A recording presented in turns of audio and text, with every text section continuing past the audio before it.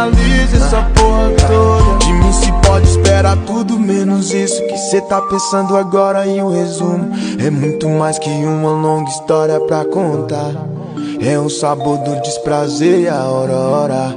É como um beijo com gosto de vodka, porque aprende cedo a fugir da lógica. Tem como maior medo a rotina metódica.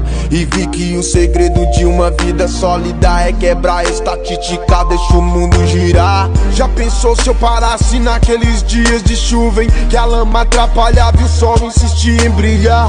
A vida amedrontava mais do que a viela escura, mas me provocar loucura é só mais uma